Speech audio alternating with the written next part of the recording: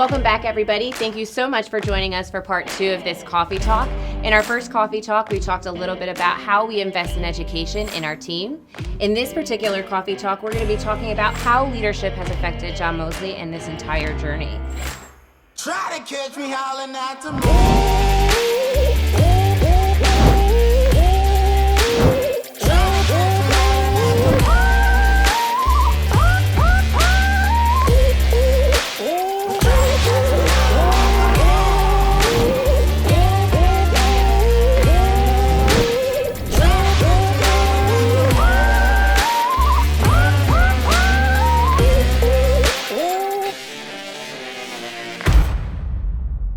So I know that you hired one new person to your team, Jeremiah. Hi, Jeremiah, if you're watching.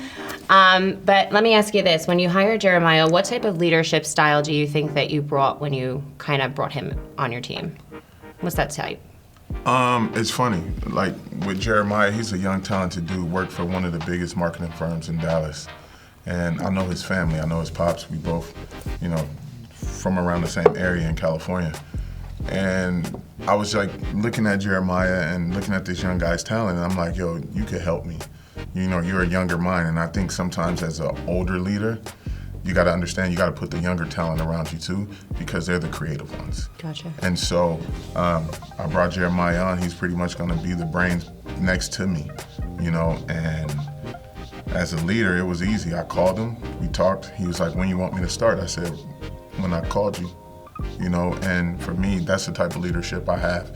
It's like, let's go. It's no time to wait. I told him we need to have 2020 planned by the end of 2019. I said the whole thing is that so many people want to rush to get to a certain spot. But one thing that you know for sure, December 31st at midnight, the finish line is right there every year. So why race in the middle of the year to get to a finish line that's going to be there at the end?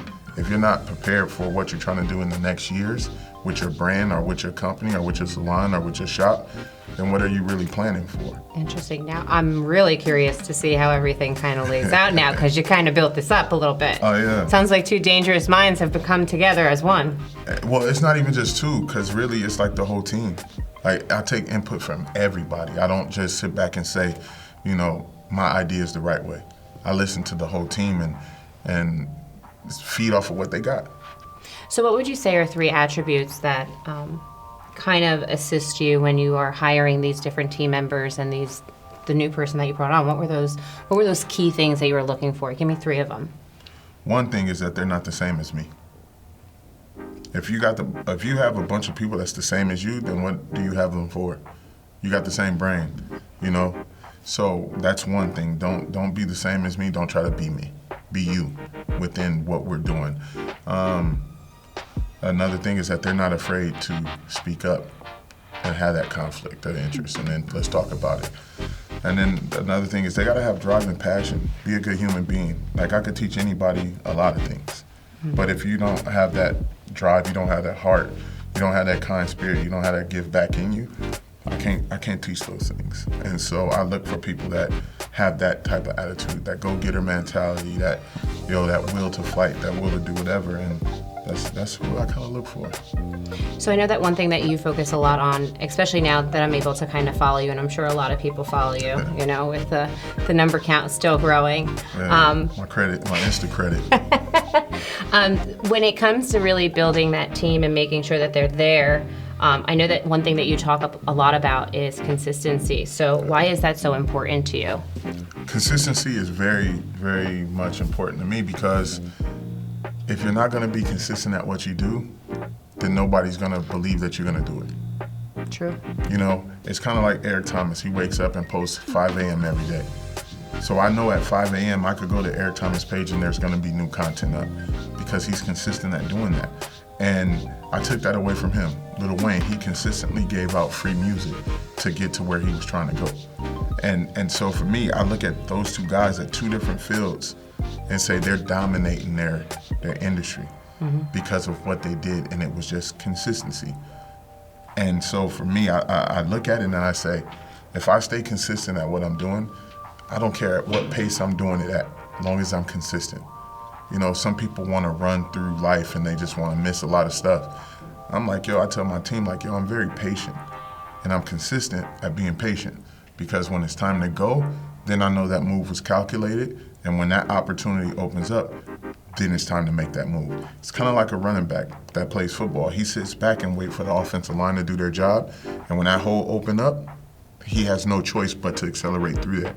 And if he does that, it's a positive game. And that's how I look at it. You just put your hand on the situation and guide it. And when it opens up, take off and go get it. So I know that you've been super successful, obviously, right? Sharing your stories and seeing the successes of you on almost every single application I've seen. What are some of the mistakes, though, that you made with leadership? What did you learn from them? You can't help everybody. You want to, but... You want to. Okay. People not gonna see everything that you see for them, so you can't just give them to them. Sometimes you gotta let them walk that journey and hurt themselves, and then come back.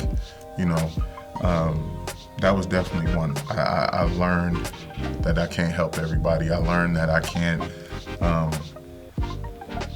always believe that you coming over this way for the right intentions. Gotcha. And so I've learned that, and that's kind of helped me in this last half of this year kind of put things in perspective of that, you know, at this point where I'm at, I need the right people around me. I don't want to grow too fast. I want to grow just right. I like that. Just honest, you know. Like, I think, even like in salons, I think salon owners, they're thinking about the money that they're trying to potentially make from a business plan that they made. And we all, as humans, know that with business, everything doesn't work as normal, as planned. So it's like, yeah, that plan might work on paper. Yeah. But when it's time for that action, that might not work.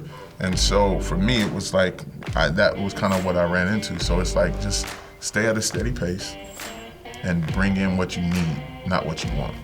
I'd rather have quality over quantity. I like that.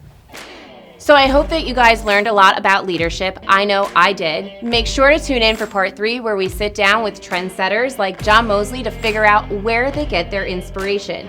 Make sure to go ahead and like and subscribe. Go ahead and hit that notification bell so you guys are never without a Coffee Talk video. Bye, guys.